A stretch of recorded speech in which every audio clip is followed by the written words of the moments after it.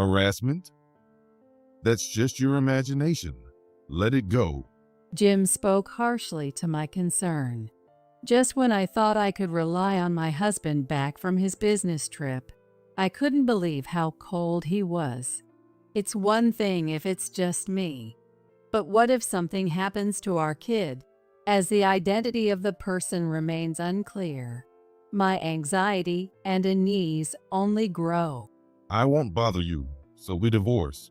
Jim said lightly. When he came back, Jim was in an unexpected condition.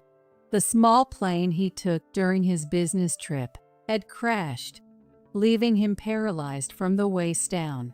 His parents looked panicked. It seems they're thinking they can't take care of him at their old age, neither financially nor physically.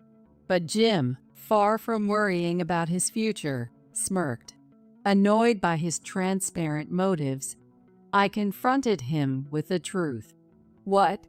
We're already divorced, aren't we? Your mistress will take care of you, right? It's time to give back all the discomfort, the sadness, and the anger I've felt over the years. My name is Sarah, a 50-year-old housewife. Currently, I live with my husband Jim. But effectively, it feels like I'm living alone. Jim travels a lot for work. Thanks to that, I ended up raising our only daughter almost single-handedly. I'm not without my complaints, but I've managed to get by since he's working. Since our daughter got married, I've had even more time on my own.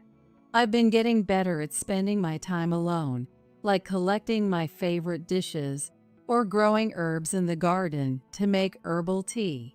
Even if I redecorate and change my hairstyle, Jim, when he comes home, hardly seems to notice, which is disappointing. Still, I was looking forward to traveling together once Jim retires. I wonder what Italy is like. Which is more comfortable, Switzerland or Italy? I muse as I flip through a travel brochure, dreaming of a future trip with my husband. Jim, accustomed to international travel, would surely have a lot to tell. I had hoped. Little did I know that such an event, overturning the many years of our marriage, was about to occur. But first, let me take you back a bit. It all started over 15 years ago when I had just entered my 30s. Now that our kid is in daycare, it should be okay for me to travel for work again, right? Starting next season, I'll be traveling just like when I was single. Jim suddenly announced. During his single years, Jim spent about half of the year away on business trips to distant states. To continue at that pace meant he'd be absent quite a lot. Back then, our daughter was just over 3 years old, and I had just returned to a part-time job. Jim used to come home early in the evening to bathe our daughter and wash the dishes after dinner. A cooperative husband. The sudden disappearance of that support was, of course, shocking. If he's away often, not only housework, but everything else would fall on me alone. Whether our child got sick, or if I became ill myself. Wow, that's sudden. Our daughter is still so young. Hey, can't you at least cut it down to half as much as before you were single? My family lives quite far away. Not an environment where I can rely on them immediately.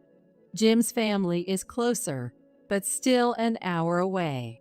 They are a bit far away to call in an emergency.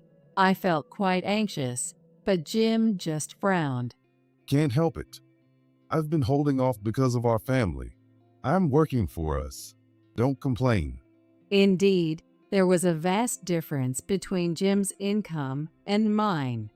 When he says it's for the family, there's not much I can argue with.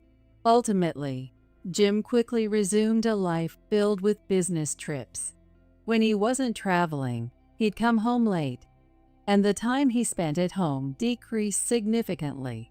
Sometimes he even went on international business trips. I appreciated the souvenirs, but the long periods apart were inevitably lonely. We haven't had much time together lately. I wish we could have some time just for us.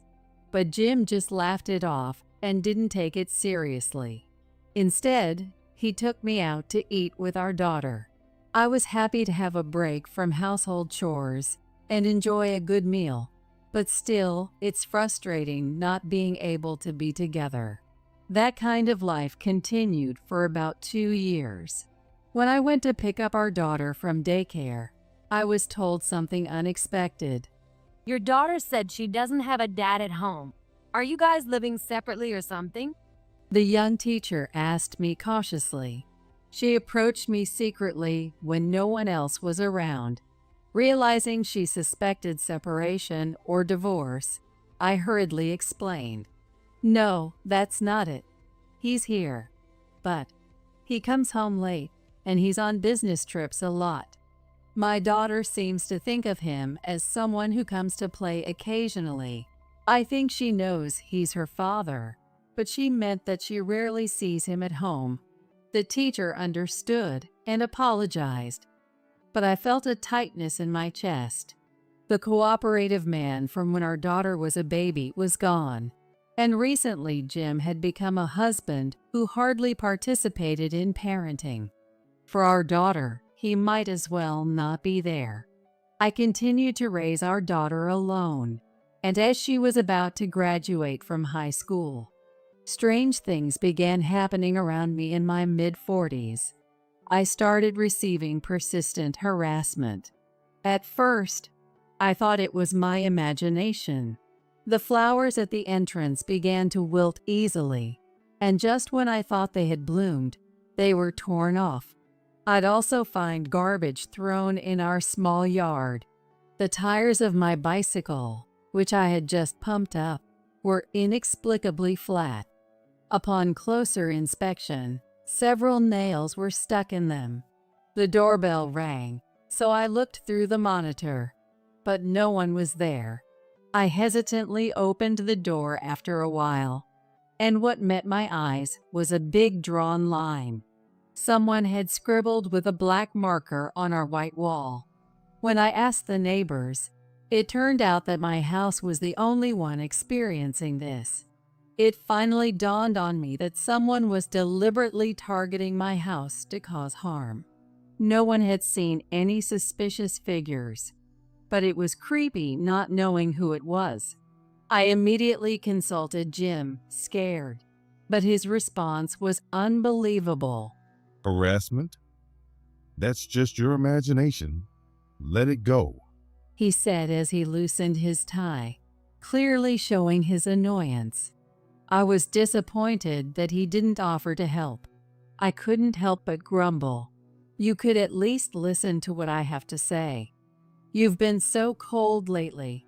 This is your home too. And what if something happens to our child? Then Jim's face turned visibly irritated. I thought he might at least be concerned if it involved our child, but it seemed he didn't care. Jim listened to my complaints in silence and then retorted with a click of his tongue. Be quiet. I'm tired. If you're going to complain that much, deal with it yourself. With that, he left me in astonishment and disappeared into the bathroom. I didn't expect him to ignore me like this. That night, I couldn't sleep at all and ended up exhausted. The next morning, Jim overtly tried to cheer me up. He made toast and even brewed coffee, though I hadn't asked for it. Sorry about last night. I was tired and irritable. So what's up? What were you talking about? He asked me what had happened, even though I had already explained everything the night before. I was disappointed he hadn't listened, but maybe I should be grateful he was willing to hear it again. After listening to my story again, Jim hummed through his nose. Then, with a casual tone, as if it were nothing special, he said, Maybe it's just kids playing a prank? You'll lose out if you worry about it. A scribble won't bring the house down. Just leave it be. It'll probably stop soon. Well, if you catch them doing it right in front of you, Just yell, hey, at them, huh? His dismissive tone made me sad, realizing he didn't understand my worries. But perhaps there was some truth to Jim's words. I decided to pull myself together and look on the bright side. However, the subtle harassment continued for a long time. And now, I'm 50 years old. Jim is still frequently away on business trips. He mostly travels to 2 places. The short trips to a state about a 2-hour train ride from our home, and the longer trips, nearly a month long, to a state about a 2-hour flight away, which is closer to Jim's parents' home. When he is home, he mostly sleeps. He can be a bright and kind husband when we talk, but I've given up on his help with the housework. The subtle harassment continues and has already gone on for years. I finally got fed up and decided to take action, even hiring professionals to find the perpetrator. If we can clearly identify the person, it will surely be a relief. I wouldn't shy away from suing them. I've always wanted to say that, excitedly waiting for the results, but then I learned something shocking. The person harassing me was someone I never expected. I was utterly devastated. I immediately told my daughter, who had already moved out, and my parents. They gave me many comforting words over the phone, but I felt completely unable to recover. I cried for 3 days straight, eventually pulling myself together alone. Jim is coming back next week. I can't just keep crying. I have to pick myself up. At that moment, that's when the phone rang loudly in the night. What? The plane. The plane Jim was on during his trip to another state had an accident. All passengers were seriously injured. It was a miracle he survived. Jim regained consciousness quite soon, but he wasn't unharmed. He suffered a head injury, and the left side of his body was paralyzed. Since the state is close to Jim's parents' home, they went there first. Understood. I'll be there tomorrow or the day after. I packed my things in a hurry. Despite being unaccustomed to the journey, I managed to make it to the hospital.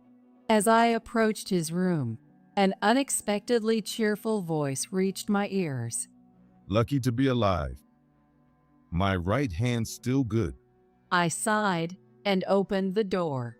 Jim was wrapped in bandages around his head and arm, but seemed surprisingly well, which was a bit of a letdown.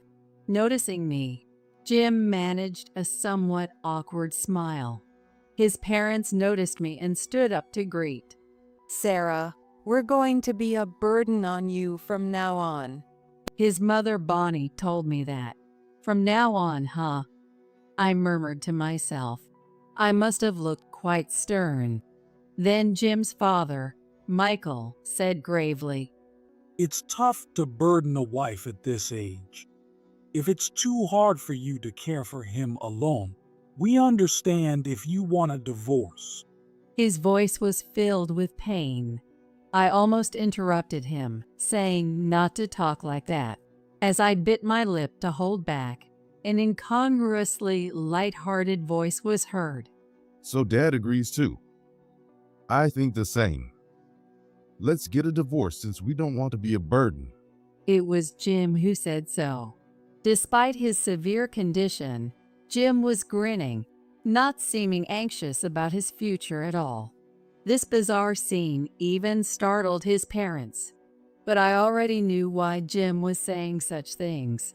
Fuming quietly, I finally spoke up. What? We're already divorced, aren't we? Your mistress will take care of you, right? What? Michael, who had been half turned to face me, looked shocked by my words.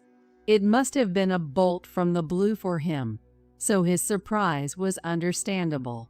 Jim's face froze in a half smile, clearly not expecting that I had found out. Beside me, Bonnie looked shocked to hear about the divorce. but showed a different kind of surprise when she heard about the mistress. What? You mean from that time? Bonnie sharply slapped Jim's immobile leg. Michael and Jim looked bewildered. Bonnie's reaction was unexpected for me too, so I decided to ask her for more details. Bonnie, did you know something? Bonnie sighed deeply. She opened and closed her mouth lightly, searching for words. I waited silently until she began to speak. Occasionally, I pressed down on something I had brought with me in my bag to ensure its presence. Finally, Bonnie, glaring intently at Jim, told me this story. One time, when he came to visit home because he was nearby on a business trip, right after he left, I also had to go out for errands, and there he was, walking intimately with some woman I didn't recognize near the station. He said she was his colleague then, but she was a tall young woman with dyed hair and long nails. Hearing the description, I knew immediately who it was. I took out an envelope marked "Investigation Report" from my bag. Selecting one of the bundles inside, I said indifferently, "Oh, that one must be Kayla from another state. Maybe she came along for the trip? It's not far, and I believe your home area is a popular tourist spot, right?" Michael, wide-eyed, took the first bundle. Inside were several photos of Jim, looking a bit flashy and cozy with a young woman. Bonnie also peered over, her face looking like it was the end of the world. Suddenly, Michael seemed to realize something and muttered. Did you say that one? I nodded slowly. This was indeed the reason for my utmost despair and resurgence of anger. Jim had a mistress, and not just one. He wasn't just with one mistress. There were at least two, and several one-night stands too. I had already prepared the divorce papers, so he was probably planning to marry one of them after divorcing me. By the way, the other woman is an older lady named Jessica, quite wealthy and single. I pulled out the second bundle. This contained photos of a distinctly different type of woman from the first, looking enraptured as she leaned on Jim. More images clearly indicated their relationship. Even Michael had to look away. So, that divorce form you had in the closet, I've taken the liberty of using it. Kind of me, right? A chance to divorce without alimony. Let's get married. You even mailed that to Kayla. You should be pleased. As I said this, Jim made a face I had never seen before. The shock might have been from finding the divorce papers, or perhaps it was from knowing the content of the emails I mentioned. Jim turned his face towards the wall, remaining silent. Even though he might want to escape, his body won't move. That's probably the only form of escapism he can manage now. Thinking about it, it is pitiful that he's become disabled. However, I have no intention of showing mercy. Originally, when he returned from his business trip, I was ready to confront him with a lawyer. Things have changed a bit, but it just means that Judgment Day has come a bit sooner. I gave him another blow. "Come in, Kayla." I called out into the hallway. Then, a tall young woman with flashy nails and makeup entered. It was none other than Kayla, one of his mistresses. Standing beside me, she looked at Jim in his terrible state and grimaced. "Gosh." Jim turned his face away from the wall and looked at us, startled. "Can't believe it? I actually had a detective agency track you down." Kayla walked into the room, clearly in a bad mood. Perhaps the inappropriate scent of her perfume indicated she was due to start work soon. Kayla is a nightclub hostess, moderately popular. You said it wouldn't come out. I can't cover this month's rent because of the alimony. It's really annoying. She spat out angrily. After learning from the detective agency that he had 2 mistresses, I heard even more details. It seemed that Kayla wasn't really serious about Jim. So, through a lawyer, I settled things with Kayla first. She easily admitted to the affair, apologized, and said it was all just part of her job. When I mentioned the divorce and demanded alimony, she paid up without any fuss. It seemed all too practiced. When I promised not to tell her family or workplace if she provided evidence of the affair, she agreed with a big smile. The shocking email saying, "Let's get married," arrived just as I was reaching the hospital. As soon as Kayla received it, she reported to me immediately. Wow. Seriously, ma'am, your husband is something else. He's seriously injured, right? And yet he sends this kind of email. Isn't his vitality a bit too much? Talking to me as if we were friends, I was truly baffled. It was clear there was no love for Jim. Thinking why he would even consider marrying this woman made me sad about Jim's poor judgment. It felt like a slap in my own face that I was even contemplating spending my life with him. After such exchanges, here we are. Seeing Jim, who was still clueless about the situation, I deliberately asked, "Kayla, are you going to marry Jim?" Absolutely not. You're banned from my bar. So never coming back. Kayla scoffed in a manner only a true femme fatale could. I felt sorry inside and glanced at his parents. As expected, Michael was furiously red, and Bonnie started sobbing miserably. Amidst this, Jim, completely misreading the room, let out a pitiful plea. Wait, let's get married. You're young. Have my children. His words sounded slightly slurred, perhaps due to paralysis around his mouth. Even so, to suggest such a thing after becoming paralyzed. While not like Kayla, his vitality did seem excessive. No way. With just those words, Kayla dismissively cut him off and sneered. Then, she turned to me with a glossy smile, giving me a meaningful look. Seeming to want me to say it, I reluctantly informed Jim.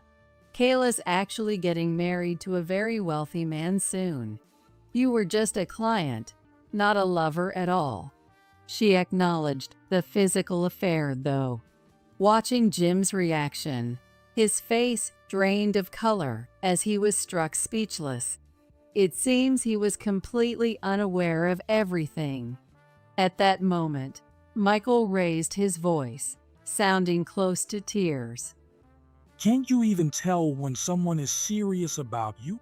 Kayla, having finished her business, bowed to me and left the room. Jim called out, "Hey, and wait," but she didn't even turn around. "Well, you were hoping Kayla would take care of you. Too bad that didn't work out," I said slowly, emphasizing each word. Jim's lips trembled. Perhaps he was panicked.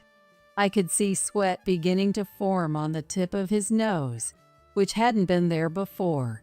"You still have Jessica. Why don't you call her?" "I've checked, and she's living in the next district. It's a bit far, but she can make it within visiting hours." I was gearing up for the final confrontation, a direct encounter with Jessica.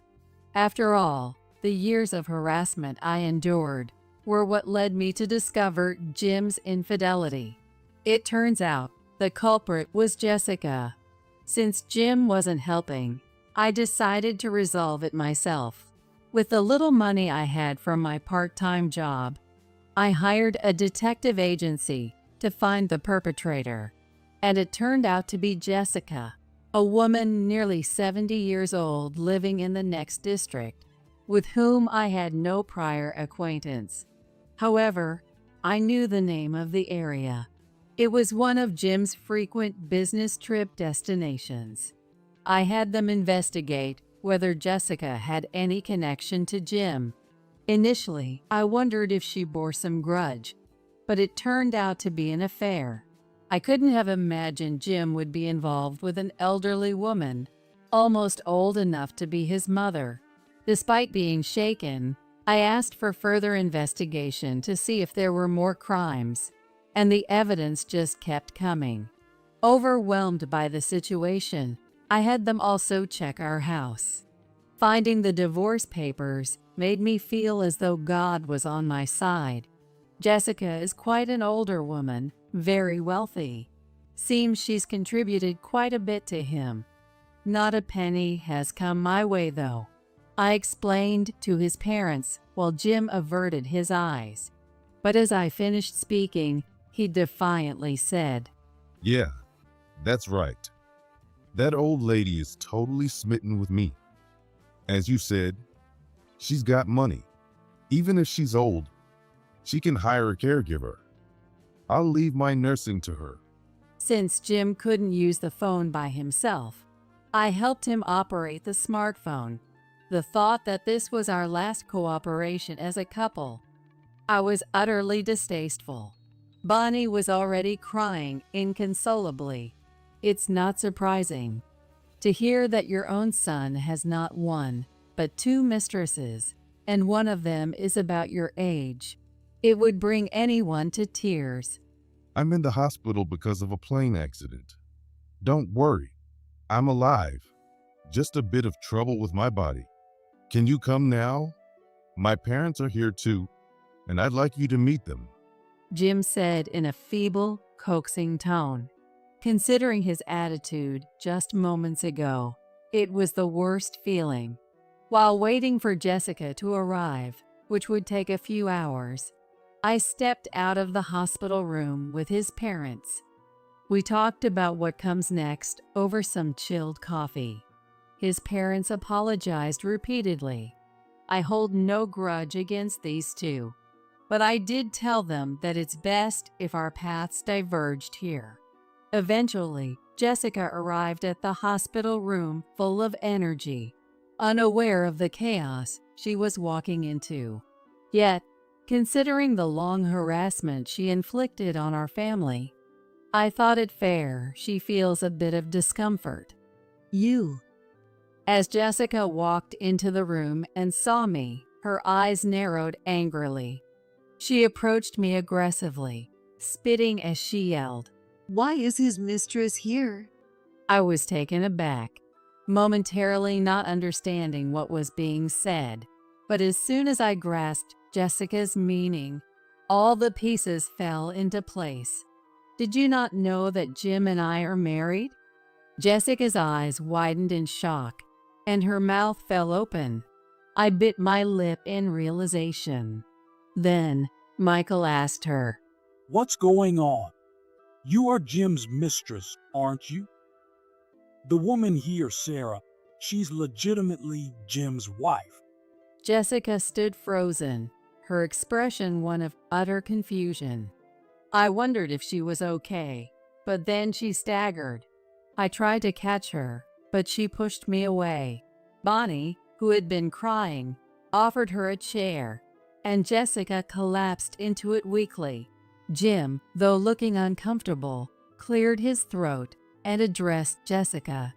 Jessica, well, actually, we're already divorced, right? His question was directed at me at the end. I nodded reluctantly since the divorce papers had already been submitted. Then Jessica sharply looked up. How long ago was that? We divorced this morning, I replied without missing a beat. And at that, Jessica collapsed completely. Jim, who had summoned her, struggled to comfort her. As we waited for Jessica to calm down, the visiting time ended. We all headed to his parents' house. Sipping the tea Bonnie had made, the most awkward conversation began. Jessica lives in the next district, close to one of Jim's frequent business destinations. and is a shareholder in a company that does business with Jim's employer. The name of the company is Simpson Corporation. Jessica's late husband had been a prominent figure at Simpson Corporation. Their meeting happened about 5 years ago when she visited Simpson Corporation on business and clicked with Jim, who was also on a trip. Excited by a romance with someone 20 years her junior, Jessica was completely smitten. However, she soon noticed another woman's presence around her boyfriend. Following Jim back from his business trip, she saw him enter our house and mistook me for a young mistress who appeared later, prompting her harassment. "Didn't you check with Jim?" Jessica shook her head weakly at my question. It seems she isn't the type who confronts the one who cheated, but rather hates the other woman involved. During this, his parents brought out an album. It contained photos of mine and Jim's wedding, our daughter's birth, and our family over the years. It's true. Oh, what have I done? I was the mistress all along. Jessica murmured in despair, but the real despair was for Jim to come. The end was drawing near. The next morning, we all rushed into Jim's hospital room as soon as visiting hours began. Not just his parents, but Jessica, who had stayed elsewhere. His parents spoke first. The result of yesterday's sad discussion had angered them the most. Jim, what have you done?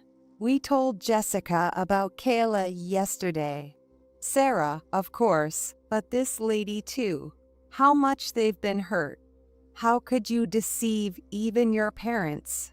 Bonnie, always serious, couldn't forgive him for having 2 mistresses, and she was furious that he lied about divorcing to avoid burdening anyone. Michael also condemned the infidelity, then added, You keep saying you have no money, and I thought it was because you were spending it on your family, but it was for your affairs. We've been struggling on a small pension. Is affair more important than your parents, you ungrateful wretch? Both of them were furious. In fact, during the investigation of the affair, I realized that the salary I received from Jim was less than what he actually earned. The account where Jim received his salary was under his control, and he siphoned off about 30% each month before transferring it to our family account. It seems the portion he took was mostly spent on Kayla. It was my fault too for not noticing for so long, but what he did was too deceitful. Additionally, I had another gift for him. In the form of a final blow, I played this recording for Jessica. I said as I played back Jim's words recorded in this hospital room yesterday. It was the exchange when I told him to call Jessica, primarily for her to hear. Yeah, that old lady is totally smitten with me.